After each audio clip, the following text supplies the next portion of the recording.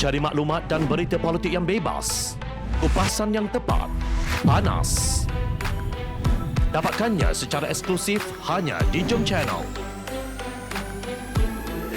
Komitmen kami, pentasan berita Isnin hingga Jumaat. Berbicara dan isu semasa, kami garapkan secara langsung. Panel-panel berkaliber dan profesional. Interaktif, pandangan anda kami raikan. Jangan lupa bersama kami di setiap hujung minggu dalam edisi khas mingguan. Jom Channel, moving forward, sharing a new experience.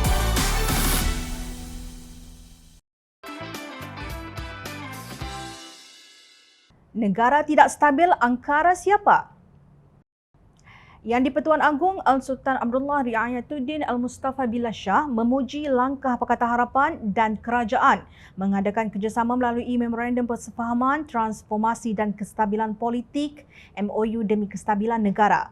Baginda bertitah agar semua wakil rakyat terus mengekalkan persefahaman yang telah terbina dan memelihara kestabilan politik yang telah tercapai. Beta amat bersyukur dengan kestabilan politik yang dikecapi kini menerusi kerjasama dua partisan melalui Memorandum Persefahaman Transformasi dan Kestabilan Politik yang telah ditandatangani antara pihak kerajaan dan pihak pembangkang.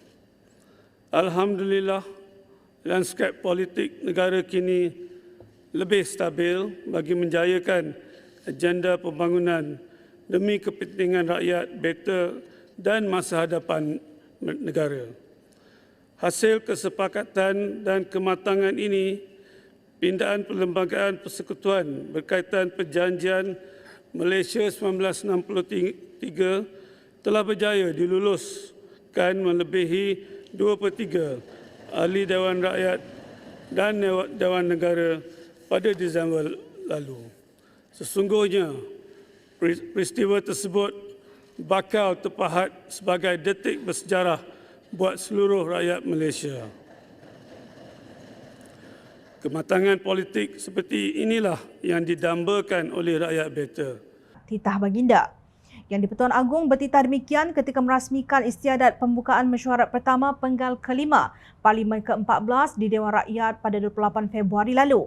Titah Baginda itu seolah-olah menempelak kenyataan timbalan Presiden UMNO Datuk Seri Mohamad Hassan yang dilaporkan pada November tahun lalu yang menggesa supaya pilihan raya umum ke-15 dipertimbang untuk diadakan dalam masa terdekat. Mohamad Hassan berkata perkara itu juga telah disuarakan kepada Perdana Menteri Datuk Seri Ismail Sabri Yaakob sebaik sahaja Barisan Nasional memenangi pilihan raya negeri Melaka. Kini Muhammad dilaporkan berkata UMNO tetap akan mendesak Perdana Menteri untuk membubarkan parlimen lebih awal untuk melaksanakan pilihan raya umum sekalipun Barisan Nasional tewas pada pilihan raya negeri Johor. Bukan kalau menang, soalnya UMNO boleh desak atau tak Perdana Menteri. Jawapan saya boleh. Sama ada diguna pakai atau tidak itu terpulang kepada Perdana Menteri. Ia tidak berasaskan menang atau tidak. Katanya, lapor Free Malaysia Today pada hari yang sama yang di-Pertuan Agong bertitah dengan memanjatkan kesyukuran kerana kestabilan politik dicapai selepas perjanjian MOU berkenaan. Lagi satu, kalau Perdana Menteri minta bubar pun tapi Agong tak nak, tak boleh juga. Kalau Agong tak berkenan, bermakna Agong tak yakin lagi pada Perdana Menteri dan secara konvensinya, Perdana Menteri kena letak jawatan. Tegasnya seperti dipetik. Beliau menafikan tuduhan bahawa tindakan UMNO mahukan pilihan raya umum dan pilihan raya negeri Johor kerana tamakkan kuasa atau mengganggu gugat. Kita nak kembalikan kestabilan negara, kestabilan negeri Johor ini kerana kestabilan punca utama. Bila ada kestabilan, politik keyakinan rakyat ada. Pemimpin-pemimpin boleh fokus kepada program mensejahtera dan membangunkan negara. Kalau macam sekarang ini untung kita ada MOU dengan pembangkang. Kita cuma ada 2 majoriti, bayangkan. Kalau esok pagi 3 orang sakit perut, hanyut, tinggal 1 tak boleh. Negara tak boleh beroperasi macam itu. Negara luar mengkaji kita. Pelabur asing mengkaji kedudukan politik kita. Siapa nak melabur di negara yang tak tentu kestabilannya, katanya. Menurut beliau, jika parlimen dibubarkan sekalipun, ia tidak menjamin Barisan Nasional boleh menang.